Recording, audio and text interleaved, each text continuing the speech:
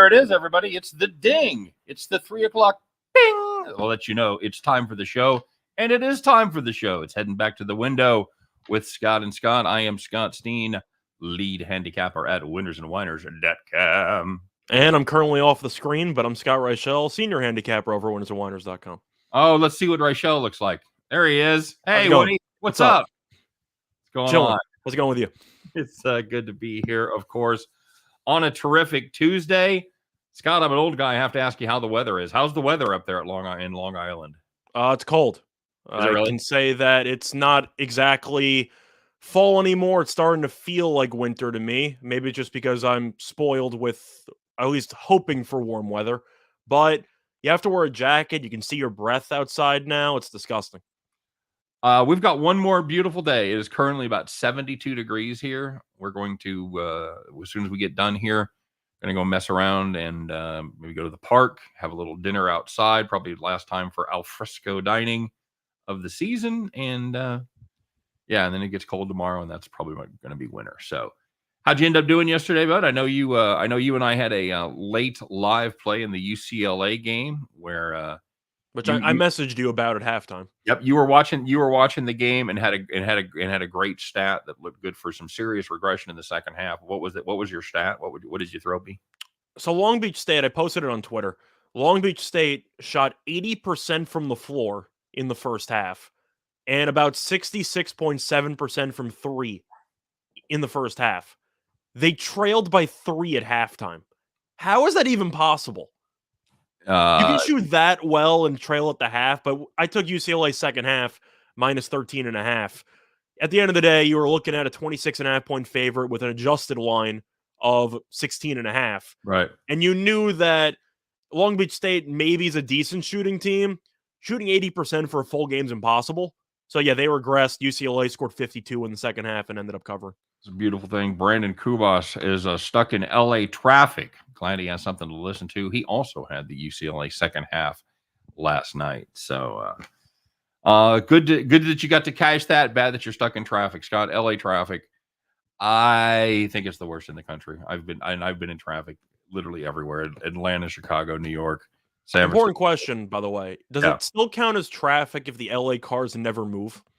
Oh fuck, dude. It's awful. It's not a fun time, I'll tell you that much. I went when I lived out there, dude. I went weeks without being on the highway. You just get in the habit of taking surface streets everywhere, and then sometimes probably like Brandon, you've got to take the highway. You have no other option. Well, of course, unfortunately, because of the whole Kobe incident, which resulted in his death, that's why he was taking a helicopter everywhere because the traffic is so bad. Yep, absolutely true. STM Network says stuck in Whataburger traffic. That must be somebody from KC because we opened a Whataburger, Scott. I know you don't know what that is, but it's Patrick. I'm assuming it's a burger place. It's Patrick Mahomes' favorite place. They opened one here. The line to get a burger was probably between 3 and 4 hours long. We went by there. Yeah. My wife and I saw it. We estimated like 150 to 200 cars. Can you pick me up some fries? I cannot. I can pick you up fries from anywhere in the world but Whataburger. I'm not doing it. I'm talking to a STM Network. If you can pick me up some fries. Yeah, I know if I stuck in the apartment, the elevator is out. What? Are you in the elevator or can you walk down the stairs? Are the stairs broken? Stairs. I'm not asking you to walk up the stairs. What do you think this is? 1970? Who uses stairs anymore? Come on. You just call it a walk up and then call that New York? I guess. I wouldn't know. I don't do much walking. That's a nice real estate term for we don't have a fucking elevator. It's a nice brownstone walk up. Hey, by the way, I'm gonna set my own record. Smash the like button, everybody. Don't forget to like. Don't forget to subscribe if you haven't done it already. I'm assuming since most of you are here, you got notifications. You're probably subscribers. So I'm just talking to the wind right now. But yeah, hit the subscribe. Check us out on podcast form. If you're ever stuck in traffic and it's not showtime, you can download it on podcast on all your favorite podcast platforms. So is it weird that anytime I hear a burger joint and I hear that it's a good one, I immediately think of Samuel Jackson just going, "That is a tasty burger." Kahuna Burger. The big, is that weird? Did I think of that? No, not at all. Third floor, wife can't walk. All right, buddy. All right. See, that's when a joke goes south. You try to make a lighthearted joke and you're a fucking idiot. So my apologies, Bronco Devil. It's not like I'm walking my fat ass up many stairs either. I'm just saying. Ooey I'm Pooey, usually rocking sleeping, chair. so Yeah, absolutely. Not a good team. can't score. No. Denver, Scott? Denver a real team this year, or they just played shitty I competition? heard they're pioneers. They're But pioneering. IUPUI, we mentioned in the game against Evansville that they got killed. Evansville's not any good, and they were favored in that game against Denver. The spread was pretty close. And I said, because I'm pretty sure somebody asked about it, I'm not Yep. laying points with IUPUI. No. So I said under because there's no reason to not like the under. They're not a good team. The Jaguars, no match for the Pioneers. Mm-hmm. Yep, fair enough. Hey, let's get to it, man. We got a lot of show to do today. Got to talk about that Monday night game as well. What a party that was, huh? About 87% of America was pissed off about that result, I think. But we're going to take a look at who else had a bad night, Scott. Let's find out who got the cops called on them. Snitches get stitches, bitches. All right, here's one, Scott. This was a beauty. I know you had this one. Was this your play of the day? No, I had the game after this one for my play that Oh, perfect. Suns -3.5 against the Timberwolves. They played with their food, Scott. They led by 2 points with 2 seconds left. Crowder went to the free throw line. It's exactly the miracle finish you need. Swish goes the first one. Bounce, bounce, bounce, bounce, bounce. Set. Let's call that and get ready to cash that ticket. Fucking front of the rim, back of the rim, round the rim, off the rim. That's your ball game. Suns win by 3. Oh, you've been snagged by the hook, my friend. Call the cops. So that I had that parlayed with my play of the day, which was the Washington Wizards -4.5. But if you had the Pelicans +4.5, you were in good shape because you led by 17 points at halftime. You led by 7 after the third quarter, which means all you have to do is avoid being outscored by 12 or more in the fourth. But it's the Pelicans, so of course they got outscored by exactly 12, and they lost the game by 5. Yep. STM Network points out the Rams, Bills, Ravens, Bucks. Everyone's blowing the sure thing money lines. Yeah, that's Yep. It's been a decent public place for Vegas because I saw the stat. What was it? 3-14 ATS in prime time or something like that, Scott. Yeah, something like that, which is going to play a factor on Thursday night because you have the Falcons against the Patriots. Yep. It's one of those situations where we can talk about that game later on in the week, but I'm sure everybody's going to be on New England. And you know that the sports books are going to dare you to take Atlanta. Yep. The numbers will tell you based on how the season has gone, take Atlanta. I can't take Atlanta. You can't do it. I know you. I mean, I can't. Like, I would rather pass than take Atlanta, you know? Especially if Cordarrelle Patterson doesn't play because he's now injured. That team's awful. Like, I can't back that team. STM Network said that's what you get for betting on the Pelicans. I know you would wholeheartedly agree with that. Well, that was going to take me to my story. So I ended up losing that original 2-pick that I had, but I made a live parlay. I did something that most sports bettors should not do. I doubled down with a live line. So I got the Wizards money line after the third quarter at +225. And I parlayed that with Suns -1.5. So I won that parlay. And then I had draws on the original parlay, and Crowder missed the free throw. So I ended up making money yesterday. It just wasn't as much as I would have made. I would have made twice the amount had Crowder made the second free throw. I had a 4-team money line parlay, including Buffalo, which ended up winning that game as a dog. I didn't get that line. We talked about it. The one that blew it for me, Scott. You know what it was? It was either the Rams or Missouri. It was Missouri. I had Mizzou as a sweetener. No, we're gonna talk about that game in a little while. Just a little fucking sweetener. All right. So last one. Let's take a look at Furman. If you had Furman, or I believe it's Furman, his husband, +5.5. Playing Belmont, Scott. They led by 3 with 7 seconds left in the second half. My God, what could possibly go wrong? Oh shit. They fouled Belmont on a 3-point shot. Scott, could he miss any of those three free throws? He could, but it wouldn't be in the segment. Yeah, good point. Game went into overtime. Overtime, never the friend to the underdog, even when you have 5.5. At overtime, you think you're probably still good with 5 in the hook. Well, you were close. They lose by 6. Sorry, Furman. Got to call the cops. I see Bronco asking if you can parlay live. Most books allow you to do so. I know if you like to bet online, you cannot, but a lot of books allow you to parlay live. There you go. Did I do a good job of, smoothly? Absolutely. Absolutely. Well, and there was some good news out there, and anybody that faded America was here, but let's find out who else was sitting in the rocking chair. Well, if you faded America and took the 49ers plus 3.5 against the Rams, you never trailed. You led by 14 points after the first quarter, led by 14 points at halftime, and won by 21. Doesn't get much easier than that, but that was never in doubt from that first series when he threw that ridiculous interception and then let him march right down the field, and you went, "Oh, this may not be good at all." Honorable bad beat, by the way, was the first quarter under because Stafford threw that pick six with like 40 seconds to go. Yeah. Yep. All right. If you had the Kings minus the 4 points, that was a nice, easy rocking chair because they took care of business against the Pistons. They came out strong. They led by 19 after the first quarter, 24 at halftime. They took their foot off the gas. It didn't matter in the second half. They still win by 22. You had the Kings minus the 4. You had a nice, easy rocking chair. And the last one, if you had the Suns and Timberwolves under 222.5, can I interest you in 79 points in the first half? Game landed 195. Oof. By the way, Scott, there was a line yesterday of 199 on the total. How did that do? Of course it went under. Of course with the Celtics and the Cavaliers, of course it went under. We talked about that game. Maybe it was selective recall, maybe it wasn't, but the immediate rematch usually goes to the team that lost the first meeting, and the Celtics covered. Yep. So, and it was. By the way, Brownsbacker wanted to know what the spread was on the live bet. I didn't take a spread.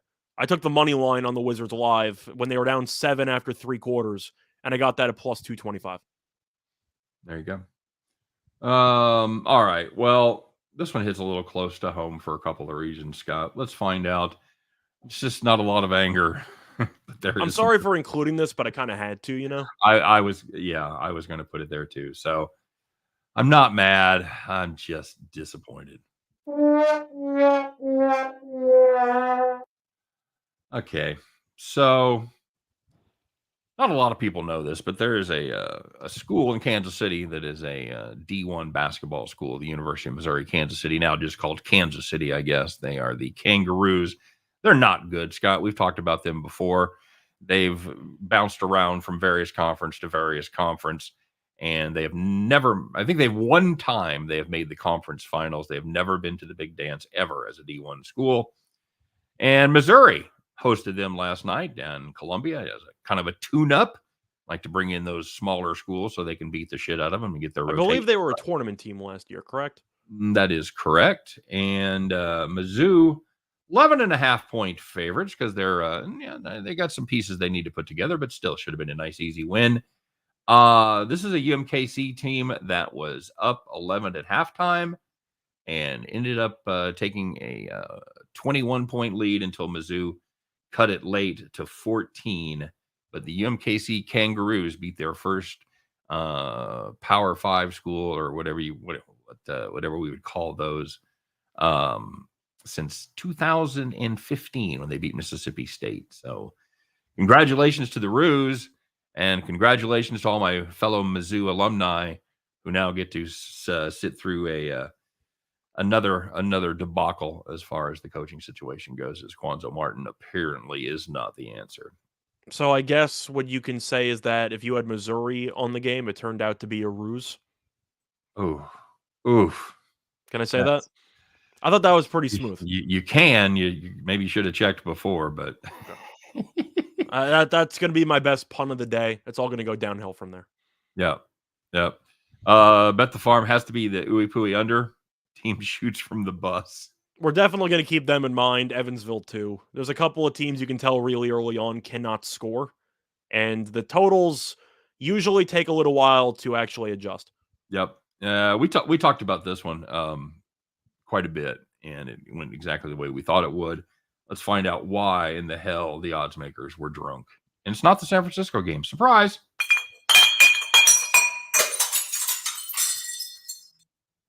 Scott?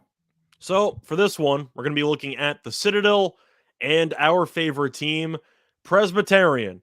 But wait a second, this is basketball. And I'm sure some people thought, since Presbyterian football season ended, Let's try the over in basketball. Maybe it carries over. But unfortunately, that was not the case. The Citadel, I've mentioned in the past, is one of my favorite total teams to bet overs with in the past.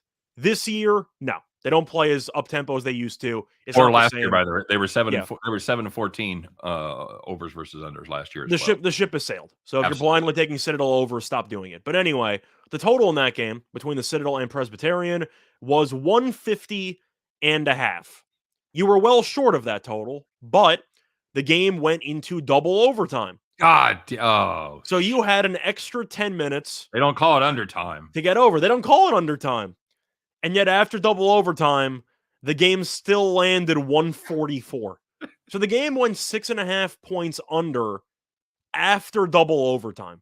That's a brutal job on the total by the odds makers. Yeah, absolutely true. It's the Citadel unders are one of my favorite plays right now, just because America still thinks they're an over team. Well, I think the total went up from like 145 to 150. Yeah, it went up 5 points. No reason for it, buddy. No reason for it at all. So, I guess we got to talk about the game last night, man. Absolutely. Gonna have to. How could everybody? They never punt. This is beyond Trabajo. That's right. The Citadel basketball team, or the Presbyterian basketball team, never has punted, not once. Mm-hmm. Virginia and Houston, we talked about that one, the 119 under, because Houston they struggled last time out, or well, their home game with Furman. Hofstra. Sorry, I get all those East Coast teams. They just kind of lump together for me, Scott. Sorry. I think that line's tricky because both teams are usually good defensively. Virginia bounced back in their second game against Radford. They look good defensively. I can't get over that first half against Navy. What the hell happened there? I don't know, man. Maybe just had the half of their life, Maybe. Could be. Happens. I mean, that happened with UL Monroe against Auburn on Friday, and then UL Monroe got killed in the second half. But I'm not taking an over with Virginia and Houston. I'll tell you that much for free. No, can't do that. It's either under or pass. The one thing I would be trepidatious about is that Houston is a very good home team. Their game against Hofstra notwithstanding, but in the past they have been, since they got their arena all souped up and everything, they've been able ever since Kelvin Sampson got there, they've been great at home. Well, that's true, but I mean, it's almost a new arena. It's the whole thing was built out and everything. Toledo team total over 33.5 tonight. Moved from 30 to 30.5 to 33.5 this morning, but I still kind of like it. Well, just to correct you, Jacob, Toledo doesn't play against Bowling Green. Right. Bowling Green plays against Miami, Ohio. Yep.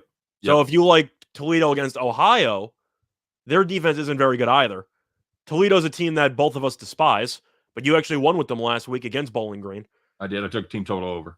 You have any thoughts on that one? I think Ohio might be live to actually win that game, just because of the fact that I don't like betting favorites in the MAC this year, and the underdogs have done very well.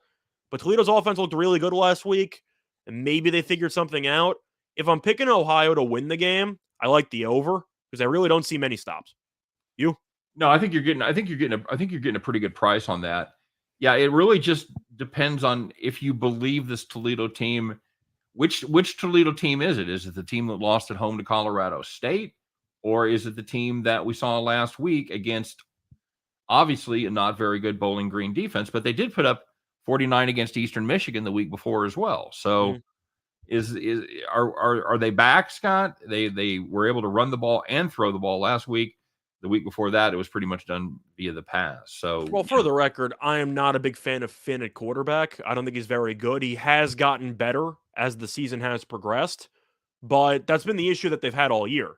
The running game with Kobeck really hasn't done much, and Finn is really limited as a passer, or he had been in the early portion of the year. He's gotten better. I don't know if he's gotten better or the MAC defenses are so bad that they make everybody look like Joe Montana. But still, I got to go with the over, I guess, because I think it'll be a close game. I do think Ohio's got a shot, though. You? I saw somebody had team total 23.5 Ohio. I like that a lot. This is that seems low. They've hit that number every time in their MAC competition.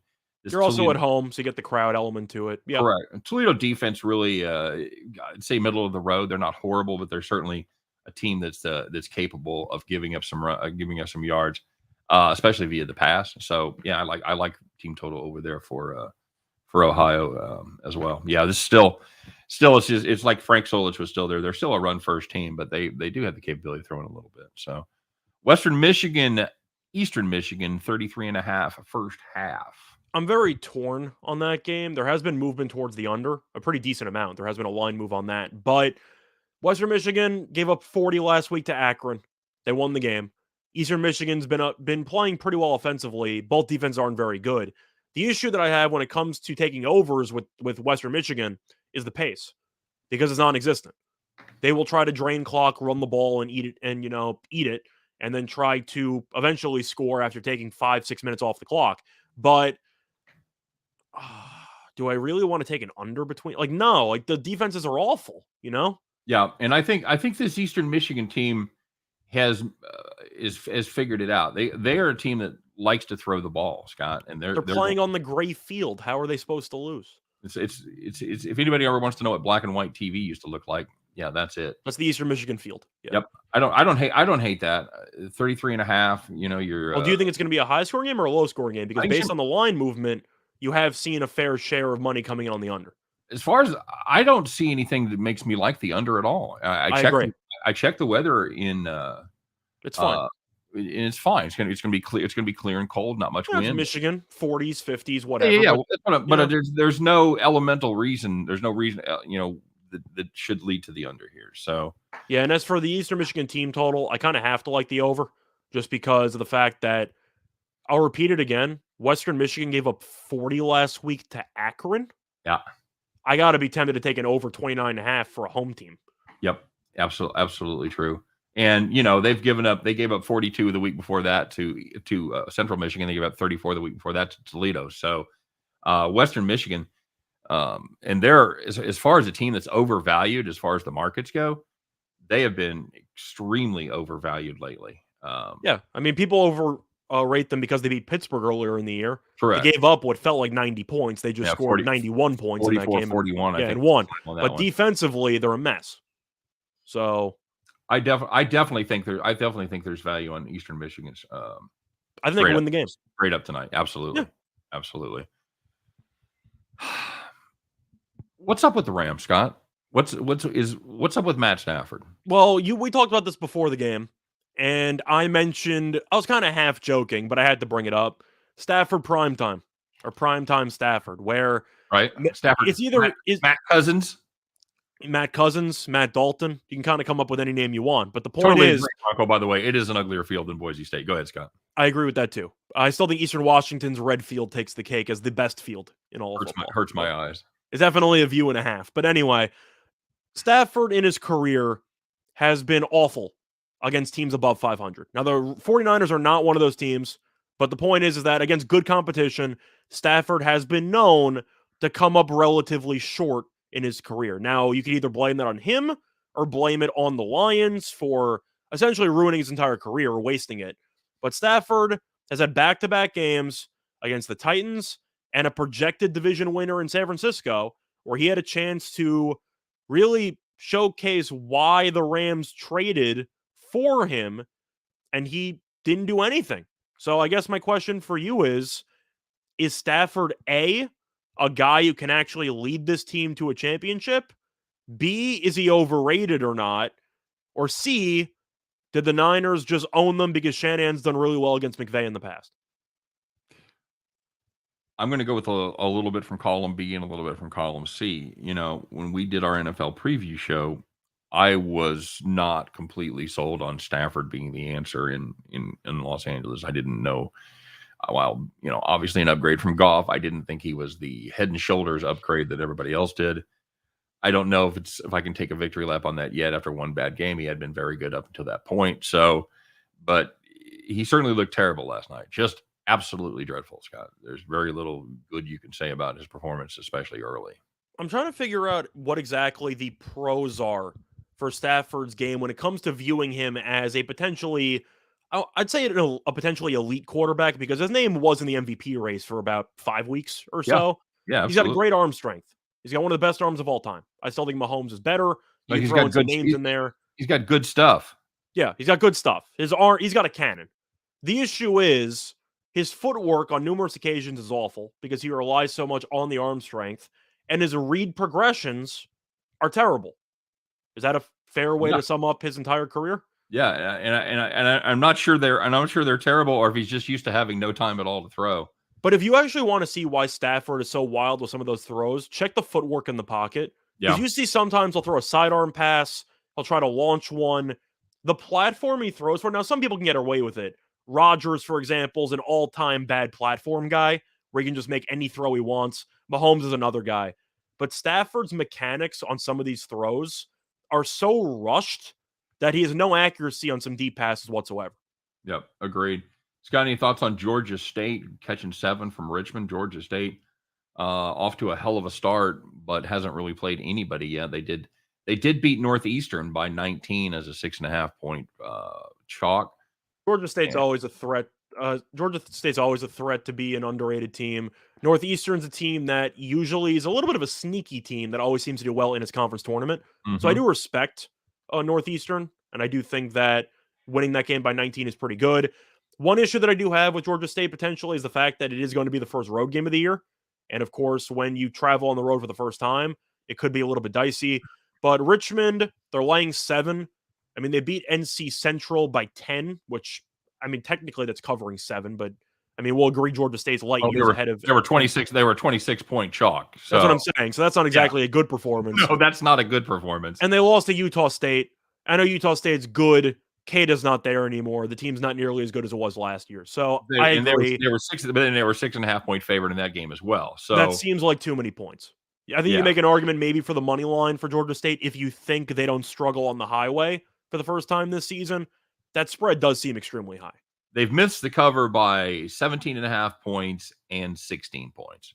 The defense has been the issue the issue just because of the fact that it really seems like Utah State got whatever it wanted, allowing 85 points to a Utah State team that was really known for its defense last year. I would say it wasn't really known for being an offensively elite team.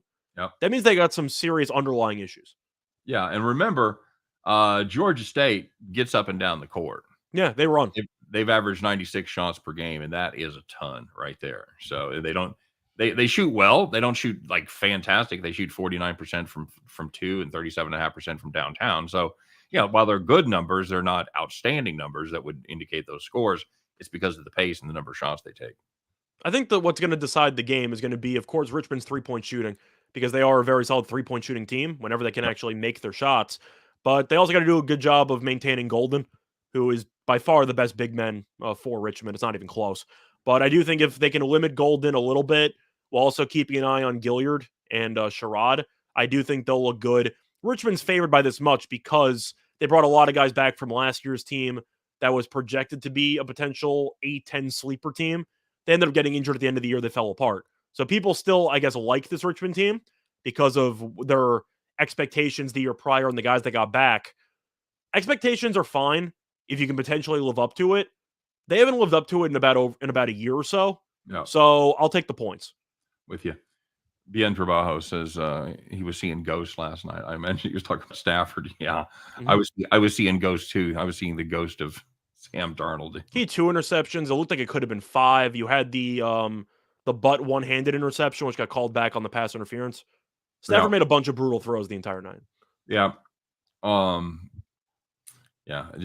got nothing good to say about that. NBA, Scott, got a short card tonight. I know Brownsbacker's asking about Spurs Clippers. The truth is, I've been trying to give out basketball plays. I ended up doing a college football play for my play of the day, so check that one out. But I really didn't like much when it came to the NBA or really college. There were a couple of college plays I thought about. I thought about laying the huge number with Kentucky. It was 24.5. I decided not to do that, but they should kill Mount St. Mary's. I mean, they're going to out-rebound them by 20. It's going to be a destruction on the boards. But when it comes to the actual NBA, you have any thoughts on I'll start off with the Clippers and Spurs game because Brownsbacker mentioned it. The Clippers have been a team that was really coasting on its defense early in the year. It seems like that really hasn't been the case lately. The Clippers defense seems to have regressed a little bit, and I am curious that's going to continue. But San Antonio's offense has really been okay. It hasn't been that great. Now, you're not surprised when you look at the overall roster, but for this actual matchup, 220 seems a little bit high to me for a total. I Yeah, like the under. this is a Clippers team that is giving up over 100, giving up 110 or more just once in the month of November. So, um, I'm kind of sold. However, they have been getting it done on the offensive side of the ball. Yeah. Their last performance against Chicago notwithstanding. To me, I don't know how much confidence I have in this Spurs team on the road. They look kind of lifeless against the Lakers. I'd And look for a live line on the Clippers. I said before, the Clippers are a really, really slow starting team and a really good second half team. yeah, I agree with that. If I'm going to touch San Antonio, it would definitely be first half. But for me, as far as the full game goes, if I'm laying, I'm playing. I also I don't hate the under. Just looking at the overall NBA, I know some teams have made adjustments. The games are still, for the most part, more low scoring than usual.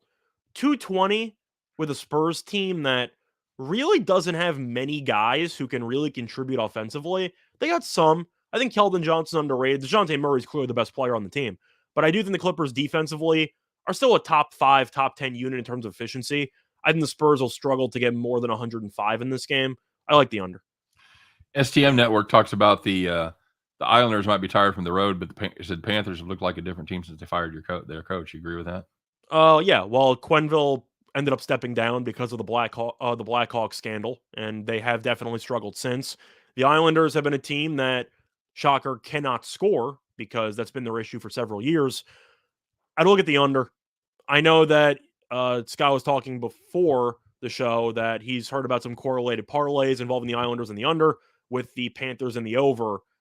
I can't take an over with the Islanders. I just can't. This team can't score. And the power play has been an issue for years. As an Islanders fan, it pisses me off every year. Their power play got worse somehow. I don't know how that's even possible. But defensively with Sorokin and net, you can usually expect them to give up, I'd say, 3 goals max usually. The Panthers, I do think, will do enough to limit the Islanders offensively. The Islanders played them once this season. Didn't really do much in that game offensively. I like the under. I think you'll see a low-scoring, hideous game of hockey. You? Now, I know you're a soccer guy, Scott. Jennifer, I'm gonna try it one time. I'll try. I'm just gonna say lose. Jennifer wants to know about the U.S. men's team tonight against Jamaica. I'm on. For me, I got to go with the USA. You're looking at a situation where this team, for the first time in a while, actually looks really good. And they got a lot of young talent. Pulisic came back. Of course, he scored. He was battling some injuries over at Chelsea. George Weah's son looks unbelievable. I mean, he looks really, really good on the wing. The defenders look good. They got Stefan from Man City as the goalie. That's just a really good overall team. I think the U.S. soccer team is actually good. And Jamaica is a team that has some speed on the wings, as they always have. But they're not an overall great team or even good team internationally. The question is, does the U.S. have a letdown after beating Mexico 2-0? Because it seems... Wait, what? You think there's value there at minus 123? I think there is. I just think they're the better team. But if you're worried about a letdown spot potentially on the highway, but the U.S., for the most part, in my opinion, by beating Mexico straight up, no tie, whatever, they basically clinched a spot in the World Cup. There's a long way to go, but it seems like it's almost impossible for them, unless there's a massive choke job, for them to miss the World Cup. They should beat Jamaica. I know it's on the road, but talent-wise, they're significantly better. And with the amount of talent they have with Weah, with Pulisic, offensively, they got enough guys. And they also got, I'm trying to remember, I believe it's McKenzie. Weston McKenzie, I believe is his name. He's still very, very good as well. They got a lot of guys. They're a very good team. They should win. I don't mind if you want to go with it, maybe a clean sheet if you think Jamaica's not going to score. A little bit of a hot take there. But I do think that the U.S. defensively has been underrated, and I do think that they'll win this game 1-0, 2-0, something like that. I don't think it's going to get ugly, but I do think they'll win the game, probably not giving up a goal. Yeah, this is a U.S. team that beat Jamaica 2-0 earlier. So I mean, I don't know. I'm tempted just because of the spot, and just because it's on the road and a letdown game after Mexico. Weston McKinney, by the way, it's not McKenzie. My bad. I don't know. I don't hate plus 390, but yeah, Jamaica's just not good. I got to think the talent ultimately wins out there. Maybe a draw. I don't know. You can argue with a draw. I still think the U.S. is going to win, but the question is, if you think it's going to be a draw, do you think Jamaica's going to score? If they're going to score, it'll probably be 1 goal max. Any lean on Canada versus Mexico? I look at the under in that one. Poutine versus donkey shows. She means the soccer game. I'm sorry. Canada's been a pretty low-scoring team. They've drawn a decent amount. So if you want to take maybe a shot of plus money, I don't mind a 1-1 draw, something like that. I do think the Canada's going to maybe park the bus if they score one just to try to get a point from Mexico. But I don't mind the draw angle there if you think that Canada keeps it close. They've been underrated. They're not a high-scoring team. Maybe under. Mexico should be pretty annoyed after losing to the U.S., though. So I am kind of worried about how that might look. But I'm kind of expecting a low-scoring game because Canada really tries to play in low-scoring games. Yeah, and Canada is a team that hasn't scored more than a single goal anytime they've played a team with a pulse, including they had a 1-1 draw to Mexico last time out. So I said 1-1. If you want to go draw or under, I think there are ways to go about it. But if you're going to take an over, you need Mexico to score at least 2 to 3 goals. Yep. What is the Asian handicap on Canada? I would look at Canada plus 125. I do not know. Do you know? Truth is, I don't have that in front of me. That is tempting, though. Yep. I do think that game might be a little bit close. Okay. Anything else on the? Somebody wanted to talk about the. Well, we got 2 other NBA games talking about. Yeah. Talk about the Nets and the Nets and the Warriors, which should be a pretty good game there. It should be. Of course, as a Nets fan, I'm rooting for the Nets. Yep. The Nets have played well lately. Offensively, Durant's one of the favorites to win MVP. The current favorite to win MVP is Steph Curry because they've both been really, really good this season. But Harden's looked like his old self again. He's been solid.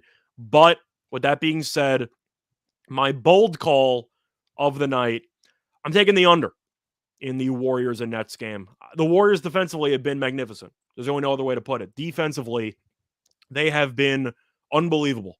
And there's really no other way to put it. And the Nets, offensively, have been good, but they have been a little bit slow at times, especially in the fourth quarter of games. We saw that against the Pelicans on Friday night. This team just goes into autopilot and ISO-only basketball in the fourth quarter. You might be looking at a very good live opportunity to bet an under, but I do think this total seems a little bit high.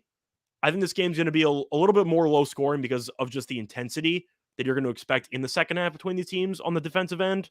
I'm going with the under. It's a Nets team that's been playing good defense lately. They've given up just 101 and a half points over their last half dozen games. Golden State is they've had a little bit of an issue here lately, but they had been playing very good defense. And of course, they dropped the game. They dropped that game at Charlotte, the first game of the road trip. But before that, they'd won and covered 7 straight. So to me, I don't want any part of the side. Nets have been playing very good basketball. They won, as you know, Scott, seven of their, they've won 8 of their last 9. I think you can go for a player performance double, where, for example, if you want the Warriors to win, parlay it with Curry to score 30 plus. Because unless Curry goes for 30 plus, they're probably going to lose. Right. So I think you can try to find extra value there. If you want to take the Nets, but you're afraid of Curry going nuts, there are ways to bet on Curry to go nuts and the Warriors to win if you want to try to add a little bit of extra value on that. Ben Campbell talking about the Manning jinx as Draymond was on the Manning show last night, Scott. I thought Mickelson and Al Michaels were tremendous last night. Mickelson came with his own questions. He was great. Mickelson was fantastic. Yeah, it was. When he got him to talk about Omaha and everything, I thought that was that was pretty good. That was pretty entertaining, roasting him on his golf swing. All right, buddy, it's time, man. Let's get to it. And we didn't, I guess Matt Stafford threw enough interceptions yesterday for everybody. They're just. By the way, I have no thoughts on the Jazz 76er game. So no thoughts. None at all. No, okay, not at all. All right. Mexico's actually getting a point, a quarter on the Asian handicap, minus 135. I think a draw has some value to it. Yep, agreed. All right, my friend. Well, let's do it to it. Let's find out. We put our heads together. We're looking for redemption. We had to sell off a little bit of our farm yesterday, but we're looking to put on some more land so we can get ready for the harvest next year. Scott, it's time once again to put on our straw hats, climb aboard that John Deere, fire that baby up, and get ready to bet the farm.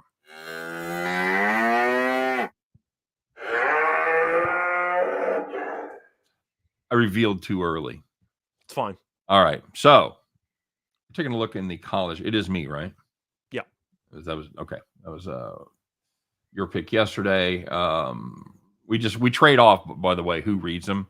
We do them together, but we always trade off who reads them based on who's winning. So as long as you're winning, we alternate losers walk situation. So right, that's basically it. So we are taking a look at the Oregon Ducks -3.5. It's 4 in most spots, but it is -118 on FanDuel, and we like we like catching that extra half point. That is sometimes a very, very valuable half point.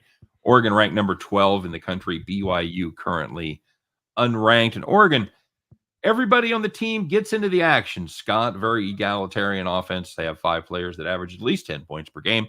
BYU has 1 player averaging 10 points per game, and he's the only one that can shoot from 3. This team just does not shoot the ball well from deep at all. Oregon ranks 12th in offensive efficiency, BYU 34th in offensive efficiency. And finally, they're not playing it in the land of the trees, one of the ugliest courts to look at. It's bar none. They're not playing there, but they are playing in Oregon. They're playing in Portland, playing in the Moda Center. That's the Trailblazers' home arena, of course. So there should still be a big home field advantage as the game stays relatively close to home. So for all of those reasons, that is why we have made the Oregon Ducks at -3.5 our bet the farm play for today. I'm just not sure how BYU is supposed to keep the game close when they have only one reliable score on the entire team up to this point. Nope, I don't see Oregon has 5 guys, not to mention you have Quincy Guerrier, who they got from, I probably butchered the pronunciation, from Syracuse, who's a solid big man as well. So BYU should be overmatched. We know with Dana Altman, they play great defense. They just have more scoring depth. Yep, and we've got some agreement with us. Bill McDonald's at the Ducks all day. Slagging the wall. Is that it? Close enough. Okay. All right. It says double-digit win tonight for the Ducks. I like the sound of both of those. So, guys, hey, thanks for stopping by today. Thanks for joining us, of course. Tell your friends, share it, share our link widely on social media if you would be so kind. And yeah, good luck tonight. Good luck on all your plays. For me, for Scott, for the whole gang over here, we appreciate you guys stopping by and being part of the show today. We'll do it all again tomorrow on Heading Back to the Window with Scott and Scott.